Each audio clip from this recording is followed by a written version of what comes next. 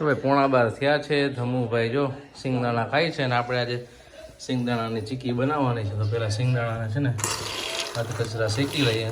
હાથ કચરા શેકાઈ જાય પછી એના પૂતરા ઉતારી લઈશું, અને પછીની પ્રોસેસ આગળ હું તમને જણાવીશ. આજે બનાવવાની છે આપણે ફરાળમાં પણ ખાઈ શકાય એવી સિંગદાણાની ચીકી, અને એકદમ એમ કહેવાય કે ટેસ્ટી બનશે. ઘી, ગોળ અને ખાલી સિંગદાણા, આ 3 વસ્તુ જ મેઇન ઇન્ગ્રીડિયન્ટ્સ છે. તમારે જોશે ખાલી, બાકી એક્સ્ટ્રા તમે એમ ખાંડ નાખવી હોય તો પણ નાખી શકો છો, જેથી છે ને ક્રન્ચી ખાવું હોય તો તમે ખાંડ નાખી શકો છો. પણ અમે ગોળથી બનાવશી એટલે ક્રન્ચી નહીં પણ હેલ્ધી થશે. આવી રીતના એકદમ શેકાવા દેવાના છે. ફોતરા ઉતરી જાય એટલા શેકવાના છે, જેથી કરીને સિંગના ફોતરા ઉતરી જાય. એટલે ફોતરાથી બીજું કંઈ નહીં પણ ટેસ્ટ છે ને થોડોક કડસો બેસી જાય છે. એટલે ફોતરા કાઢી લ્યો તો પછી એનો ટેસ્ટ છે ને એકદમ મસ્ત આવે છે, કડસો નથી લાગતી પછી ચીકી.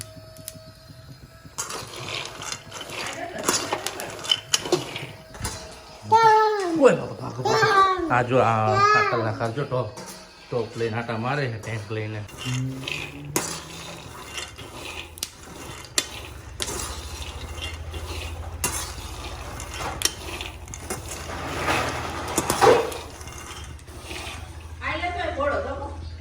જો આટલા મિત્રો શેકાવા દેવાના છે. આટલા શેકાઈ જાય એટલે એને કાતરોટમાં કાઢી નાખવાના. એટલે પછી છે ને જો આમાંથી ફોતરા છે ને આરામથી નીકળી જશે, એટલે શેકવાના હોય.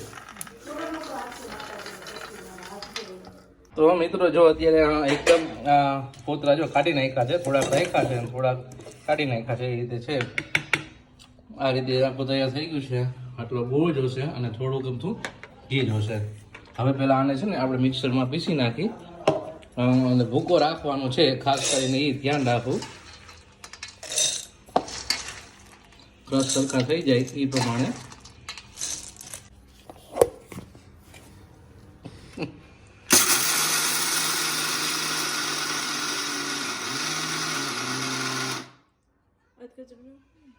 આટલી સ્પીડમાં જે ન થયું હોય કાંઈ એમાં.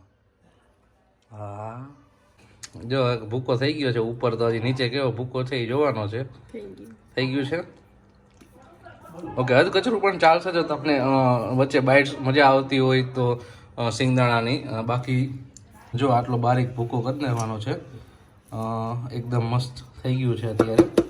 તો બસ આ રીતે જ કરવાનું છે. અને અડધી સિંગદાણા એમ રહેશે, એક બે વાર રહેશે, પણ એનો કોઈ વાંધો નહીં. એકદમ આવો જો કરકરો ભૂકો રાખવાનો છે, જેથી કરીને છે ને ખાવાની મજા આવે. તો બસ જો હવે હજી થોડીક બાકી છે, એ કરી નાખીને પછી હું તમને ખાઉં. તો જો આ ઘી ને ગોળ બે અત્યારે મિક્સ કરી છે. અત્યારે એકદમ થઈ જાય, સાવ ગોળ પલળી જાય, આખો એમ તો એક લિક્વિડ ફોર્મમાં થઈ જાય. પછી આ સિંગદાણાનો જે ભૂકો છે આખો એ આમાં નાખી દેશી, અને તરત થોડુંક હલાવીને તરત પછી છે ને એક થાળીમાં એ થોડુંક તેલ લગાવી રાખવાનું, એમાં સીધું આખું રાખી દેશી. તો જો અત્યારે ગોળ હજી પાકી છે. ગોળ પાકી જશે ને સરખો પછી આપણે એમાં આ સિંગદાણાનો ભૂકો એડ કરી દઈશું. ગોળ પાકી ગયો છે હવે, અને સિંગદાણા જો છે એનો ભૂકો થોડોક એડ કરતા જશે. એમ લાગશે કે બસ આટલું થઈ જશે એટલું, પછી હલાવી નાખશે એકદમ.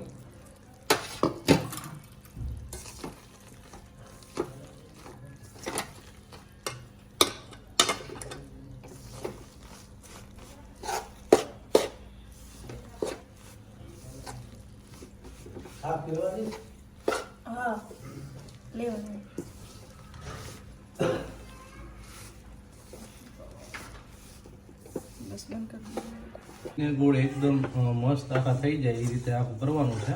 અને પછી એને છે ને એક મસ્ત થાળીમાં એવું છે ને ડેકોર કરી પછી મૂકી દેવાનું છે.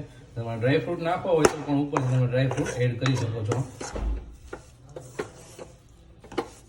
આપણે થાળીમાં કાઢીને એકદમ મસ્ત કરી નાખ્યું છે. એટલે જુઓ તમે આ રીતે. હવે ડ્રાયફ્રૂટ આપણે એમાં થોડાક એડ કરી દઈશું. આ ડ્રાયફ્રૂટ ચીકી એકદમ અત્યારે તૈયાર થઈ ગઈ છે, અને તમે છે ને આને ફરાળમાં પણ લઈ શકો, કેમ કે સિંગદાણામાંથી બનાવવામાં આવે છે ને એકદમ ટેસ્ટ છે ને બહુ જ મસ્ત થાય છે. તો હવે થોડીક વાર પછી આપણે એને ટેસ્ટ કરીશું. તો એકદમ મસ્ત ચોસલા પડી ગયા છે ને એકદમ એમ કહેવાય કે મસ્ત થઈ ગયા છે અને સોફ્ટ થયા છે. એટલે ચોસલા પાડવામાં જો થોડાક એમાં ભૂકો થઈ જાય છે, પણ એકદમ એમ કહેવાય કે સોફ્ટ થયા છે. જો તમે આ રીતે આપણે સાવ નેચરલ બનાવ્યા છે. તમે ખાંડ નાખવી એ તો નાખી શકો છો, જેથી કરીને છે ને ચોસલા મસ્ત પડશે. પણ અમારે ખાંડ નહોતી નાખવી એટલે જો આ રીતે આખું મસ્ત એમ કહેવાય સિંગ પાક કયો કે જે કયો એ તમે પીનટ બટર ચીકી કહેવાય હકીકતે આમ. તો આ મસ્ત ડ્રાયફ્રૂટ વાળી પીનટ બટર ચીકી અને જો મંદિરમાં ધરી દીધી છે આપણે પહેલાં પ્રસાદ રૂપે, અને પછી આપણે સર્વ કરીશું.